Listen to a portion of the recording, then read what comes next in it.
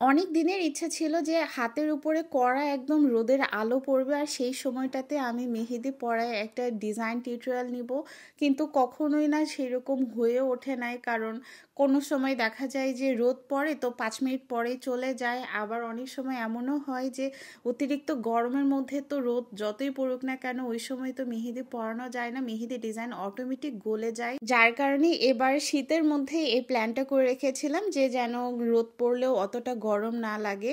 কিন্তু শীতের সময়টাতে রোদটা তো থাকেই ওই বেলা 12টা থেকে 2টা পর্যন্ত, এরপর থেকে দেখা যায় অটোমেটিক রোদের আলোটা কমে যায়। কিন্তু এই সময় মেহেদি পড়লে তো আর এত বেশি সময় হাতে রাখা পসিবল হয় না, ওভারনাইট পরে যে ফ্রেশ ট্রেনের ভিডিও করব সেটাও সম্ভব হয়ে ওঠে না। তাই সেই দিনটাতে আমি বলেই নিয়েছিলাম যে মেহেদি রাখার দরকার নাই বেশিক্ষণ, আমি তাও মেহেদির একটা টিউটোরিয়াল এরকম রোদের আলোর মধ্যে নিবই। আসলে কিছু কিছু এক্সপেরিমেন্ট বা স্পেশাল কিছুর জন্য মাঝে মাঝে এরকম একটু স্যাক্রিফাইস করতেই হয়। সেদিনটাতে আমি মেহেদিটা মাইশার হাতে পরাই দিতেছিলাম, সে প্রথমবারের মতো মেহেদি নাকি পড়তেছে, মানে বুদ্ধি হওয়ার পর ওভাবে নাকি এরকম করে মেহেদি সে পরে নাই। মাঝে মধ্যে ছোটবেলাতে ওই ইনস্ট্যান্ট কালারে মেহেদিটাই পড়তো, তো ওকে আমি জিজ্ঞাসা করেছিলাম মেহেদি দেওয়ার আগে যে হাতে কেমন কি কালার হয়, তো পরে বলতেছিল যে আমার আসলে আইডিয়া নাই, আর ফার্স্ট টাইম অর্গ্যানিক মেহেদি ব্যবহার করা। কিন্তু যদি ওর স্কিন টাইপ দেখে আমি বুঝতেছিলাম যে না, মোটামুটি ভালো কালারই আসবে, খুব যে আহামরি কম কালার আসবে তা না। অর্গ্যানিক মেহেদি যেহেতু স্কিন টাইপ বডি টেম্পারেচার উপরে ডিপেন্ড করে, তাই আমরা অনেক সময় দেখা যায় স্কিনটা হাত দিয়ে একটু টাচ করলে বুঝতে পারি যে এখানে কালারটা কেমন আসবে।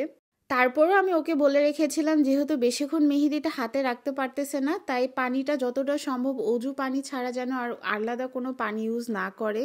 রোদের আলো প্লাস ওর স্কিন টোন, আবার হাতটা মাশাল্লাহ ভালোই স্বাস্থ্যবান ছিল, তাই সব মিলায় আগে থেকে না একটা এক্সপেকটেশন নিয়েছিলাম যে এখানে খুব সুন্দর একটা ডিজাইন করব, কারণ সব মিলায় একদম পারফেক্ট একটা হাত ছিল। প্লাস লাইটিং সেট আপটাও দেখেন কি সুন্দর চকচক করতেছে। কিন্তু আমি খেয়াল করে দেখেছি ঠিক যেই দিনটাতেই আমি বেশি এক্সপেকটেশন নিয়ে কাজ করি সেই দিনটাতে আমার কেমন যেন ডিজাইনগুলো ম্যাক্সিমাম সময়ে খারাপ হয়ে যায়। তাই আগে এর হাতে ডিজাইন করার আগে আমি না প্রায় অনেকটা সময় দোয়া পড়ে নিতেছিলাম। অনেকে ভাবে শুধু এক্সামের সময়টাতেই আমরা দোয়া পড়ি, না আসলে না। আমরা যারা মেহেদি আর্টিস্ট আছি যেই দিনটাতে খুব চাই যে আজকে বেস্ট একটা কাজ করব, আমরা রীতিমতো আগে একটু ভালো করে দোয়াটাও পড়েই নেই। কারণ মেহেদি ডিজাইনটা আমাদের কাছে আমাদের নিজেদের পরিচয়ের মতো, ডিজাইন যত সুন্দর হবে আমাদের থাকে না যে আরেকজনের কাছে প্রেজেন্ট করার বিষয়টাও অনেক ভালো লাগে তখন। আমি এখানে স্টার্টিংয়ে ডিজাইনটা কুহুর একটা ডিজাইন দেখে স্টার্ট করেছিলাম, কিন্তু আমি জানতাম যে মাঝপথে যে আমার ডিজাইন অটোমেটিক চেঞ্জ হয়ে যাবে। বাট স্টার্টিংয়ে ওর এরকম একটা ব্রাইডাল ডিজাইন আমি দেখেছিলাম, তো সেখান থেকেই আইডিয়া নিয়ে আমি নন ব্রাইডালেরই স্টার্টিং বানাই দিছিলাম, যদিও জানতাম না যে এটা একদম নন ব্রাইডালই করব, কারণ আমি ডিজাইন করার আগে কখনোই সিলেক্ট করি না যে আজকে কি ব্রাইডাল করব না সেমি ব্রাইডাল বা নন ব্রাইডাল। ডিজাইন আল্লাহর নাম করে করা শুরু করে দেই, দেন যেদিকে চলে যায় আমি সেভাবে যেতে থাকি। এই যে এখন যে পাতাটা আমি আঁকাচ্ছি, এই পাতাটা কিন্তু দেওয়াটা আমি মুনিয়ার কাছ থেকে শিখছি। মাশাল্লাহ ও ইদানিং পাতার একটা থাকে না যে পাতা এক গুচ্ছ পাতা, সেটা খুব সুন্দর করে আঁকায়। তো আমি ওই সময়টাতে একটু খেয়াল করেছিলাম যে কি কি পদ্ধতি বা কি কি টেকনিক ও মেনটেন করে এই সময়টাতে।